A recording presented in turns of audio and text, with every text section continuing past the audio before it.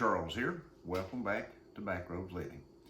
In the video today, we're going to do a short discussion about why it is so important for new preppers to be prepping now and not be waiting till next week, next month, whatever it may be. If you've got things planned that you're saying, well, I need to get this done, or I need to finish this up, or I need to do this before I start putting things aside for my preps, then you need to put those things on the back burner, and you need to be prepping now, because we don't know what tomorrow holds. It's just that simple. We woke up here last spring, Sandy and I did. We went to the grocery store, or to Walmart rather, and when we got there, there was no toilet paper, there was no paper towels, there was no canned goods, canned meats. All that kind of stuff was just gone. Overnight it was gone, and we had no clue what had happened. Well, that's going to happen again, and it's already happened in the UK. Now, we have a new channel called locals.com. It's Backroads Living Hangout at locals.com. I have a link to that in the description box below. I have put some links over there that you can go visit and read these articles for yourself, what took place in the UK this past week. Now, I want you to think about this as you're preparing, or as you're getting ready to prepare, and why it's very urgent for you as a new prepper to put other things to the side that you're doing and get your prepping done, because these things are things that can be life and death circumstances or situations.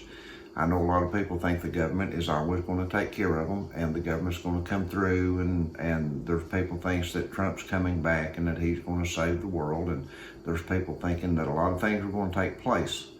But unless you take care of yourself, or learn to take care of yourself, then when things happen like what took place in the UK this past week, you're going to be hungry. You're going to be sitting without any food in your pantry or in your refrigerator or wherever it may be to eat. Now, last week, what took place over there was the government started sending out text messages to people. They were pinging them, what they called it, pinging, and it became known as the Pingdemic, because they were pinging the supply chain workers and telling them that they had come in contact with you know what, and that they were going to have to self-quarantine for 10 days. They were pinging grocery store employees and telling them that they had come in contact with you know what, and that they were going to have to quarantine for 10 days. Well, this created a shortage of supply chain. This created a shortage of supermarket and grocery store workers. And it created a panic. And all the grocery stores over there in that area sold out again, just like they did here back in the, last year in the spring. Now, what does that mean for us here in the United States? It didn't affect me personally. It didn't affect you personally.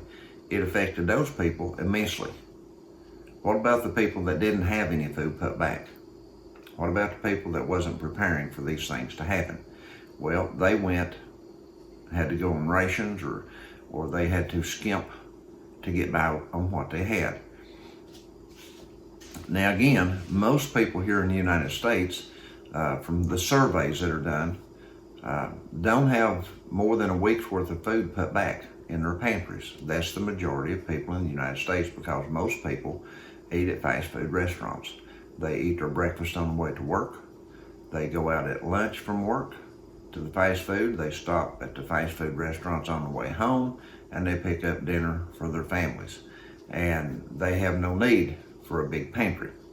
So they just don't have a lot of food put back. And if you fall into that category, then I'm encouraging you in this video to stop what you're doing right now, whatever it is you've got planned that you put prepping on the back burner for, and go do your prepping. Because just like it's been doing in the past year, everything that happens in Europe, in the UK, in Great Britain, Australia, wherever it may happen, it always comes here next.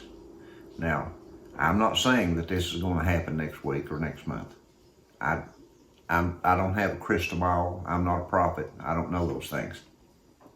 I just know that from what history tells us, these things have taken place in foreign countries first, and then they migrate here.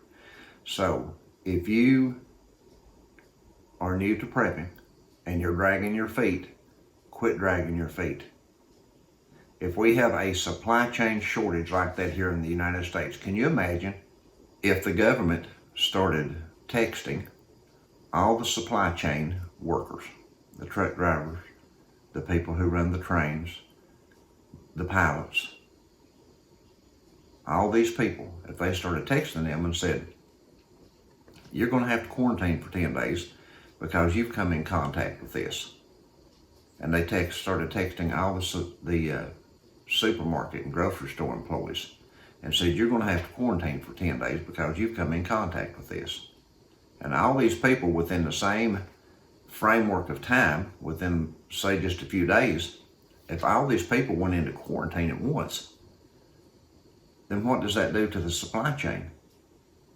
It basically shuts it down. It basically shuts down the workers in the supermarkets.